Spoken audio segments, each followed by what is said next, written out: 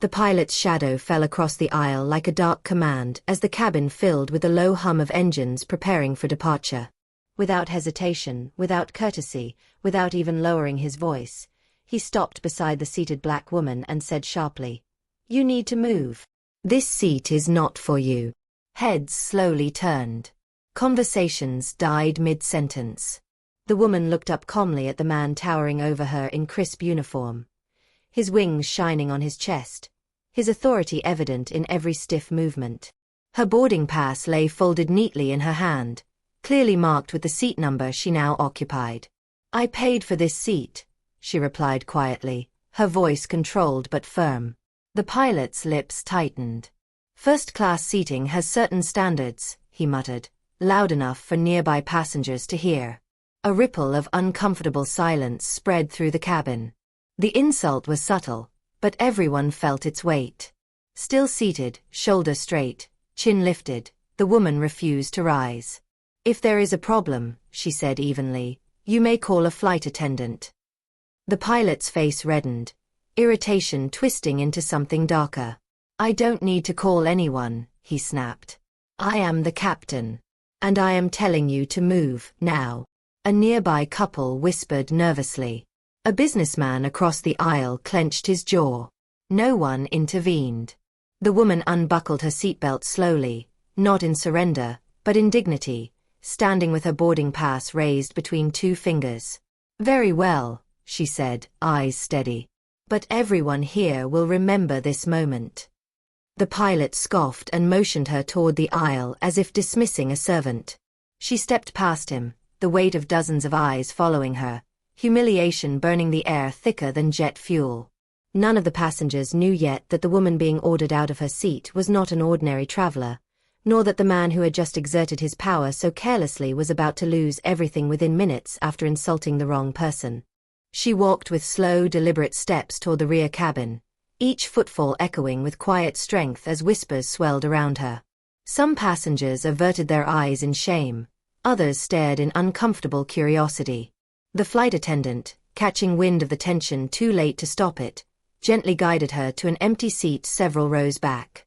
"I'm very sorry, ma'am," she whispered apologetically. The woman offered a soft nod and sat without complaint, though her hands trembled faintly as the seatbelt clicked into place. Outside the window, rain streaked across the glass like silver scars. The engines roared louder. Meanwhile, in the cockpit, the pilot exhaled sharply, satisfied with his display of authority. "These people need to learn their place," he muttered under his breath to the co-pilot, who shifted uncomfortably but said nothing. Unknown to him, the cabin crew captain, an older man with decades of aviation experience, had witnessed the entire exchange from the galley door. His eyes narrowed with concern. He quietly pulled out his phone and sent one short message through the internal executive emergency line reserved for rare situations involving corporate leadership. Passenger removal incident. Potential discrimination. Within seconds, the message traveled far beyond the aircraft, reaching a private executive terminal on the other side of the airport where the airline's CEO, delayed in boarding due to weather, was reviewing security footage of the gate area.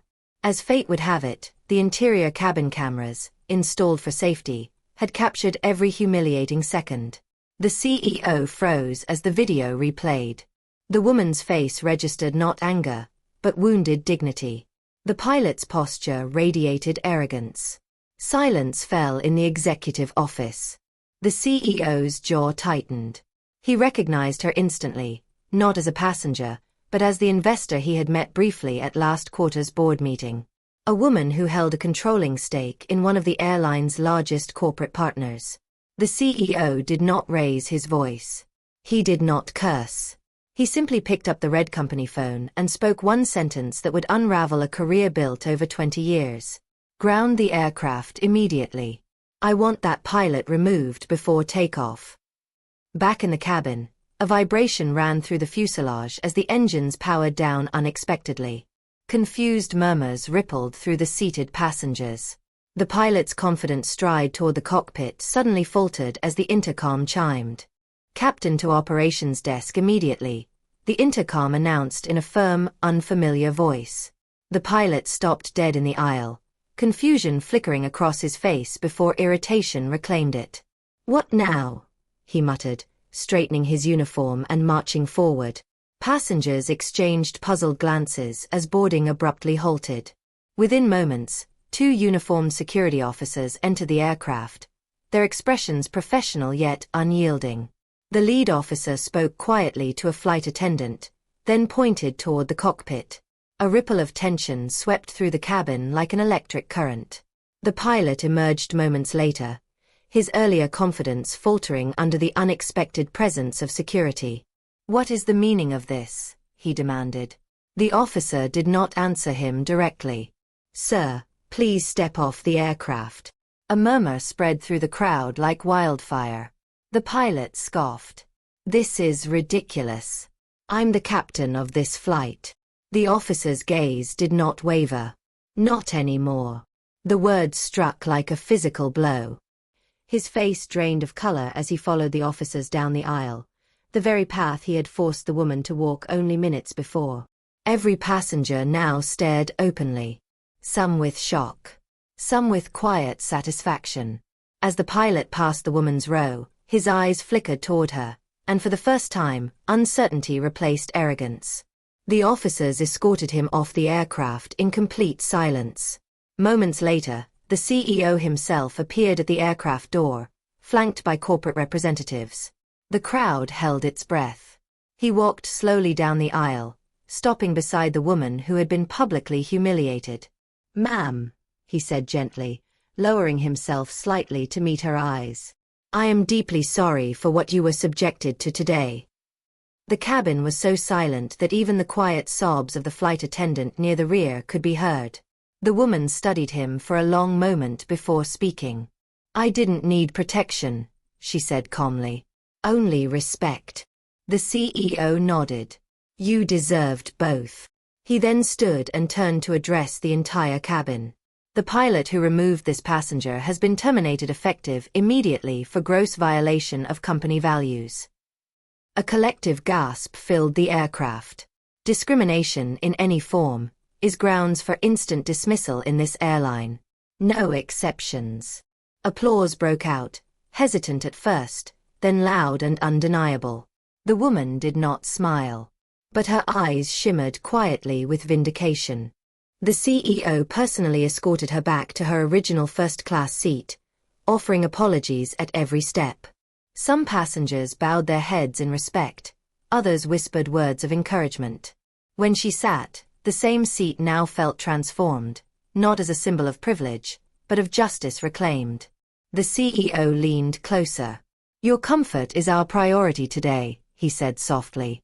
"If there is anything you need, I will personally ensure it." She looked at him steadily. "What I need," she answered, "is for no one else to be treated like this again, whether they have power or not." The CEO straightened, visibly moved. "You have my word." Shortly after, a new captain boarded the aircraft. He paused at the front aisle, took off his cap in a respectful gesture, and addressed the passengers. "Ladies and gentlemen, I am honored to pilot today's flight. Our airline stands for dignity, and today we reaffirm that promise." Applause echoed once more through the cabin. As the aircraft finally taxied toward the runway, the woman gazed out the window as the rain began to clear. Only minutes earlier she had been stripped of dignity in front of strangers. Now she sat restored, not by status, but by accountability. Word of the incident spread rapidly through airport operations, then across company headquarters, and by the time the aircraft reached cruising altitude, social media had already begun buzzing with fragments of leaked footage and eyewitness accounts. Meanwhile, in a quiet security office at the terminal, the former pilot sat stunned, his badge confiscated, his career extinguished in a single afternoon. 20 years of spotless logs erased by one moment of prejudice. He replayed the scene in his mind again and again, not as he had experienced it, but as the world would now see it forever. And for the first time, he understood that authority without humanity is just another form of weakness. When the flight landed, the woman rose calmly, walking down the aisle with quiet triumph. Passengers stepped aside, some whispering words of respect. The CEO waited at the doorway, thanking her personally. "Your courage reminded an entire company who we are meant to be," he said. She offered a small, tired smile.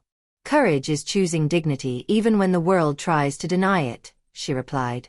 Reporters crowded the terminal, and social media buzzed with the viral incident. Meanwhile, the former pilot packed his belongings, realizing his career had ended with a single moment of arrogance. The woman left the airport carrying not shame, but victory, as the airline issued a public statement condemning discrimination and promising accountability.